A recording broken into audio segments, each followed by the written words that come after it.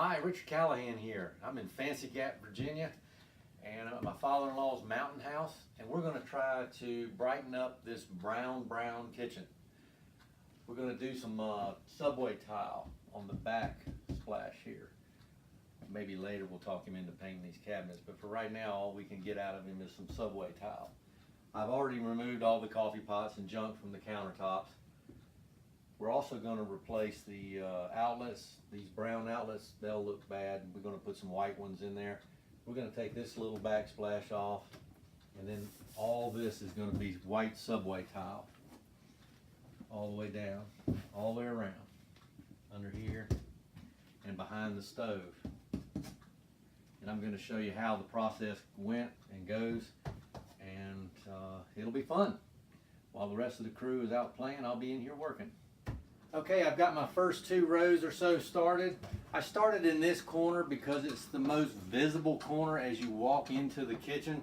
So I had some nice even cuts here, halves and holes, so that when we get to the end, if there's a piece that's not quite a half, it won't show in a corner that's got the microwave in front of it or something like that. But anyway, these little spacers keep them in this case 1/8 of an inch apart. You can buy different size spacers. We just chose 1/8 because that's what we like. They're color coded too, as a matter of fact. Put it on the wall. I had to sand the walls. I removed also that little Formica backsplash. That was a last minute thing my wife came up with, and we put the mastic, or the glue if you will, on the wall and spread a little bit on the back of each tile, just a little bit. And this has got a serrated edge, and I can do a little spot right here. We spread it on, and then see the lines right there? Keeps you from putting too much on, and then just a little bit on the back side. And if this was going there, you'd plop it right on the wall there. I'll go ahead and get that off. So we just keep going from the bottom, work our way up. This particular piece I cut for around the electrical outlet, and we'll have to cut around the window and other things, some underneath here too. And I'll be doing, I'll show you the tile cutter in just a little bit. It's a wet saw. You gotta have one of them. Get it, borrow it, buy it. Screw it, you gotta have that. That's it for now. We spoke earlier about cutting the tile with a wet saw. This is my little wet saw. There's different kinds of them. Some of them have pumps that pump the water to the blade. This one just has a little reservoir underneath the blade that the blade just spins in and keeps it wet. That's the easiest, simplest one, probably cheaper too. There's different ways to cut tile. You've got the scribe cutters and you've got nibblers. They work, they're okay. This will do fine for you to do it yourselfer. I'm not going to say how much it costs because my wife is filming this, but it's like a little mini table saw. That's about it. And this is a skill, and actually I think it was about $70. They're not much at Lowe's or Home Depot. I'm going to go ahead and turn it on and make a quick cut. Might be kind of loud. I've got some glasses on. They're not safety glasses, but you ought to wear safety glasses with this. Oh, this is a little guard here. Put that back down. It's a little plastic guard.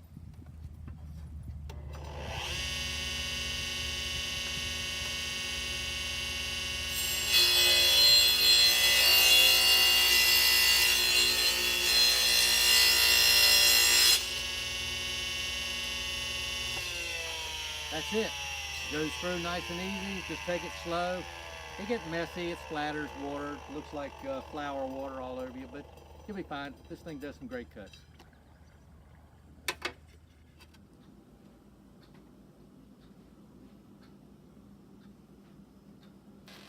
I spoke at the very beginning about wanting to start in this corner, and I did so. These are exactly the same. These are half pieces in the corner, so it's every other one. So that's a perfect corner, because this corner is the #1 visible spot in the kitchen. Over here you can see where I got a little bit off with this cut piece versus that cut piece in the corner. That's a half, and this is maybe a third, but I'm not that good. So anyway, it doesn't really show. It's good. Also cut around the electric sockets. Just put the dog ears of the outlet and the switch on the outside of the on the top of the tile. Lots of little spacers, of course, and these little spacers are reusable too. As a matter of fact, throw them in a bucket of water and you can save them for the next project or something. Or as you go along, you might be able to take out some of the vertical ones. Leave the horizontal ones in because they'll sag, but the vertical, they're not going to move. And we're moving along. Here's over the sink here. I'm just about to start into this area. I've actually been fairly lucky with this house. Things have been pretty square and even. So we're just kind of going along. And this corner won't be quite as pretty as that one, but they keep a lot of items in this corner, the microwave and stuff. It may be like that one, maybe a little off, but some of your other people may have a better way to do it. But anyway, it's looking good, and this will dry overnight. Tomorrow we'll put the grout in, and we'll of course show you how to do that. Here we are, day 2. The tile is all up. The glue has dried. I've pulled out the spacers, most of them. There's a few left.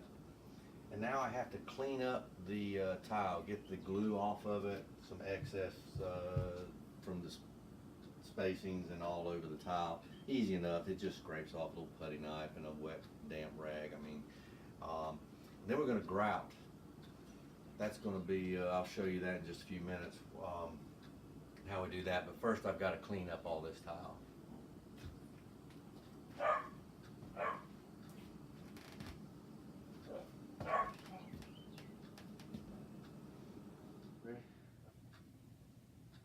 Okay, I've cleaned off all the excess glue or mastic from the tile. It's easy, just scrape it off with a putty knife and get some of the little bit of excess between the cracks, because you want grout between the cracks, not glue. It's not hard, it comes right off. It's just a little tedious. And then wiped it down with a sponge, an old sponge. I have mixed my grout, just did it according to the instructions on the bag. It's a powder that you mix with water. Mix it for a minute or two, then you let it wait for 10 minutes, and then stir it again, or whatever your bag directions say. But this is this particular kind. And I'm going to trowel it in between into the cracks all around, just pressing it in. This is a special trowel for that. It's got kind of a foam rubbery base to it, and it's nice and smooth. You just push it right in.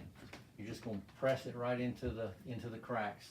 Makes a mess, but you can wipe it off. Got to be careful not to get into the bottom here. This bottom crack is going to have caulk in it, and my corners will have caulk, and around the windows. I don't put grout into this bottom. You've got different materials and different flecks.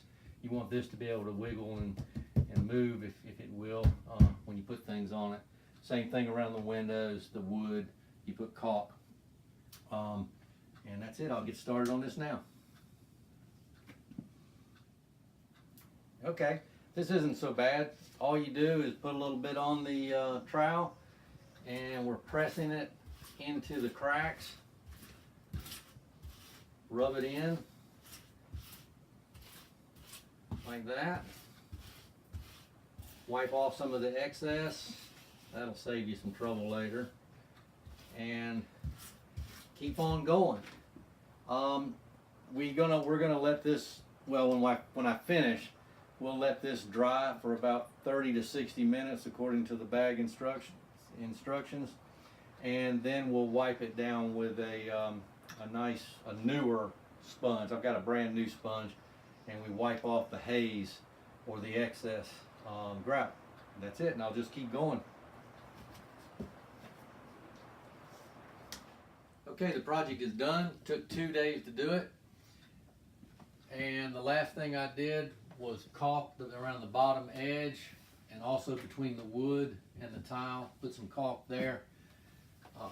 Replace the outlets. We've got nice white outlets now. Not gonna get into that, that's electrical. And all around the edges, this vertical piece here as well, nice and caulked. So, and now the last thing really to be done is in 2 or 3 days, we have to seal the grout. The instructions say to wait 2 or 3 days, let it dry, and then you just paint this sealer into the grooves. It says you can roll it or brush it, whatever, and get that covered up. And the project is done. Again, it only took about 2 days and wasn't so bad. I think it looks pretty good, brightened things up.